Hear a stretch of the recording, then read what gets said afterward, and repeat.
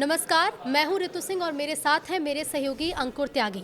आज बात करेंगे केंद्र सरकार के नए बिल पर, क्योंकि इस नए बिल के पेश होने के बाद सवाल यही है कि क्या अब तंबाकू, गुटखा, पान मसाला और सिगरेट के दाम बढ़ जाएंगे, क्या बदलाव होगा और कितने समय बाद ये बदलाव लागू होगा, सब कुछ जानेंगे।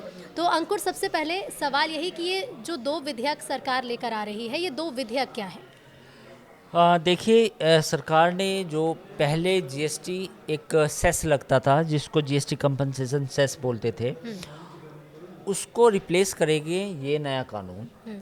और इसमें जो पहला यानी कि जो सेस लगता था उसको रिप्लेस करेगा ये। हम्म। और इसका जो रेट होगा वो इससे पुराने कानून से थोड़ा सा ज़्यादा भी होगा। हम्म। तो सरकार ने बेसिकली ये बदलाव किया है। हम्म। अब इसको ये ऐसे समझ लेते हैं कि जो नया तंबाकू पर जो नया टैक्स लगेगा, ऐसी आशंका जताई जा रही है कि हम्म। नए बिल के बाद हम्म। इसका जो दर है वो यानी कि पहले से ज़्यादा हम्म। होगी, यानी कि और महंगे होंगे। हाँ। तो इस विधेयक के बाद जो तंबाकू उत्पाद हैं वो और ज़्यादा महंगे हो जाएंगे हम्म। और सरकार को फिर एक कोई अलग से कानून लाने की ज़रूरत नहीं पड़ेगी। हम्म। और ये जो कानून है जिसका नाम भी इन्होंने राष्ट्रीय सुरक्षा सेस करके दिया है, मैं हम्म। अभी नाम आपको बता दूंगा। हम्म। तो वो कानून फिर इनको पुराने जो उपकर लगाए गए थे, जो सेस लगाए गए थे, हम्म। उनको रिप्लेस कर देगा। तो अगर इसे आसान शब्दों में समझना चाहें कि पहले की चाहे आप कीमतों की बात कर लीजिए, लगभग कितना बदलाव इससे देखा जा सकेगा? देखिए, जो पुराना जो उपकर लगाए गए थे उसमें सरकार के पास एक सीमा थी और हाँ। उस सीमा से ज़्यादा उनको और सेस नहीं लगा सकते थे। हम्म। इसमें ऐसा नहीं है। हम्म। इसमें सरकार को लगा कि जो तंबाकू उत्पाद हैं उनका कंजम्पशन बढ़ रहा है, हम्म। तो उसको घटाना है। हम्म। तो उसको सीमा को बढ़ाया भी जा सकता है, तो और ये जाके 45% तक भी जा सकता है। हम्म। फिलहाल 28% प्लस सेस का एक प्रोविज़न है। हम्म। तो इसको बढ़ा के मतलब और भी बढ़ाया जा सकता है। हम्म। अब जैसे मैं मोटा मोटा आपको बता दूं हम्म। कि मतलब ऐसा माना जा रहा है कि हम्म। कम से कम 15 से 20% जो तंबाकू उत्पाद हैं, हम्म। चाहे इसमें सिगरेट है, हम्म। चाहे इसमें और दूसरे तरह के जो तंबाकू आते हैं जो हम्म। प्रोसेस्ड होते हैं, हम्म। उन वो कम से कम 15 से 20% और महंगे हो जाएंगे। हम्म। लेकिन इसके पहले हमने देखा है कि जब जब ऐसे कीमतों में बदलाव होते हैं, किसी भी तरह के नए विधेयक लाए जाते हैं जिनका सीधे तौर पर कीमतों पर असर पड़ता है, लेकिन कंजम्पशन पर कोई असर नहीं पड़ता। लोग जितना पहले एक्टिव थे या जितना पहले उपयोग करते थे, उसी तरह से कंजम्पशन और ज़्यादा बढ़ता चला था, यानी कि कीमतों का जनता पर कोई असर पड़ता हुआ नहीं दिखता है देखिए, सिगरेट में। नहीं, बेसिकली तंबाकू तो एक लत है। जी। निकोटीन तो दुनिया का सबसे बड़ा एक ऐसा सब्सटेंस माना जाता है हम्म। कि वो एडिक्टिव है। हम्म। तो लोगों पर असर होगा नहीं होगा ये तो बाद की बात है, हम्म। पर कंजम्पशन तो लगातार बढ़ता ही जा रहा है। हाँ। और भारत में जो कैंसर के जो मरीज़ हैं, जो उनकी संख्या है वो भी बढ़ती जा रही है। हम्म। तो ऐसे में ये बात सोचना कि क्या इसका असर इससे और महंगा करने से चीज़ें आसान होंगी, हाँ। तो मुझे नहीं लगता। क्योंकि भारत में कुछ और भी चीज़ें, जैसे सिगरेट कोई नहीं पिएगा तो वो बीड़ी की तरफ जा सकता है, हाँ। और वो दूसरे और वैसे अनप्रोसेस्ड टोबैको की तरफ जा सकता है। हम्म। क्योंकि टोबैको एक प्रोसेस्ड है, हाँ। एक हाईली प्रोसेस्ड है हम्म। और एक रो भी है। हम्म। तो वो रो का कंजम्पशन शुरू कर सकता है, हाँ। क्योंकि वो तो एक एडिक्शन है। हम्म।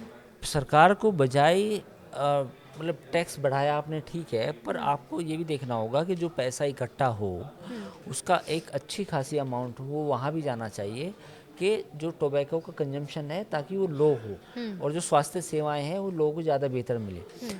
दूसरा, इसका एक उपाय जो हो सकता है, जो दुनिया में आमतौर पर देखा गया है, हम्म। कि आप टैक्स बढ़ाते रहें, उससे कोई ज़्यादा असर नहीं पड़ता। हम्म। आप जो आउटलेट हैं, हम्म। जो दुकानें हैं, उनको रेगुलेट कर सकते हैं हाँ। ताकि लोगों के पास ऑप्शंस कम हो। हम्म। अभी जैसे अगर हम इंडिया की बात करें तो हाँ। इंडिया में हर 100 मीटर पर एक तंबाकू का खोखा बोल दीजिए या एक हाँ, छोटी सी यहाँ दुकान तक कि बोल बगल दीजिए। बगल में लोग को होता है ना कि थोड़ी दूरी पर हाँ, मिल थोड़ी जाए। दूरी पर है। हाँ। तो इसमें क्या होता है कि इससे कंजम्पशन और बढ़ता है। हम्म। ऐसे ही हमारे देश में जो शराब की बात है, जो अल्कोहल की बात है, हम्म। राज्य सरकारें पिछले कई सालों से, आपने देखा होगा 10-15 सालों से ऋतु, हम्म। कि दुकानें बढ़ती जा रही हैं, हम्म। तो अल्कोहल का कंजम्पशन भी बढ़ा है। हम्म। भारत अब दुनिया का सबसे उन देशों की श्रेणी में आ चुका है यानी कि टॉप 5 या टॉप 10 कंट्रीज़ में है जहाँ पे अल्कोहल का कंजम्पशन सबसे पर पर्सन सबसे ज़्यादा है। ज़्यादा है। तो उसकी वजह ये भी है, एक तो पॉपुलेशन है और उसकी वजह ये है कि इजी अवेलेबिलिटी है। हाँ। यानी कि अब आपको अल्कोहल की दुकान पहले 5 किलोमीटर के दायरे में होती थी, अब वो 1 किलोमीटर के दायरे में 5 दुकानें भी हैं। हाँ, ऐसा भी हमारे देश में है। बिल्कुल। तो ये तमाम चीज़ें हैं, इन पर भी ध्यान देना होगा।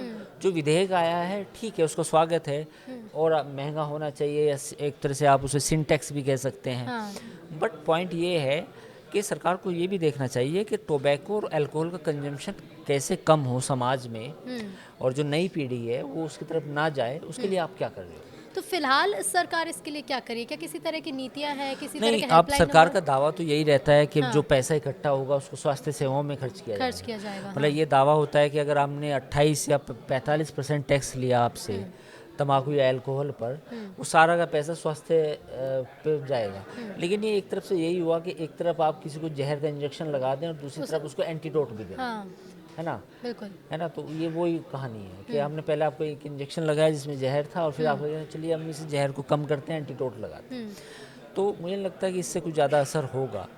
तो बेहतर ये है कि सरकार एक दुकानें लिमिटेड करें, रेगुलेट करें, टोबैको और अल्कोहल की बिक्री को रेगुलेट करें, उनकी संख्या कम करें, जो कि एक चिंताजनक जो पैटर्न है हमारे देश में, हर राज्य में बढ़ता जा रहा है कि अल्कोहल की दुकानें बढ़ती जा रही हैं, बढ़ती जो जा रही घट है, नहीं और रही। सिर्फ दुकानें ही नहीं, अब क्लबों में भी परोसी जा रही है। कई ऐसी जगह हैं जहाँ पर लोग इसका सेवन नहीं, करते क्लब हैं। में तो खैर लाइसेंस से मिलती है, लाइसेंस पर से है, लेकिन क्लब हाँ, ज़्यादा खुलते जा रहे हैं। हाँ, क्लब ज़्यादा मतलब खुलते हैं लोगों क्लब के जो लाइसेंस हैं वो भी बढ़ते जा रहे हैं। हाँ। मैं वही तो बात कहा कि अब 1 किलोमीटर के दायरे में कम से कम 5 दुकानें हैं। तो वो एक कहीं ना कहीं चिंताजनक ट्रेंड है कि भाई आपने दुकानें इतनी खोल दी तो वहाँ इजी अवेलेबिलिटी है तो लोग ज़्यादा जा रहे हैं वहाँ पे। तो इसके पीछे सरकार का क्या उद्देश्य हो सकता है जो नया तो विधेयक revenue- लाया गया revenue। रेवेन्यू में जन?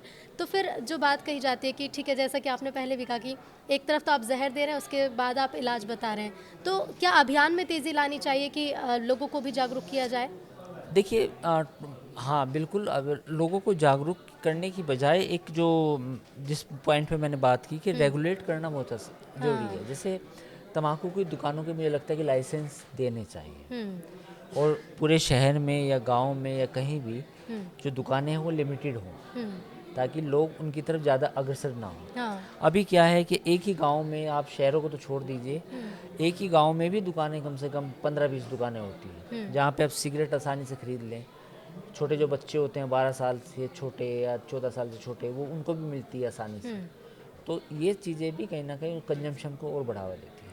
बिल्कुल। लेकिन इसके लिए अब आने वाले समय में बदलाव किया जाना ज़रूरी तो है, लेकिन सरकार की तरफ से क्या बदलाव किए जाएंगे या फिर क्या कदम उठाए जाएंगे, देखना ये होगा। देखना होगा। बिल्कुल बिल्कुल, बहुत शुक्रिया अंकुर आपका। तो देखिए, विधेयक सरकार ला चुकी है, 2 नए विधेयक लाए गए हैं, और इन विधेयकों से आशंका यही है, उम्मीद यही है कि कीमतें बढ़ेंगी, लेकिन उसके बाद असर क्या होगा ये देखना होगा।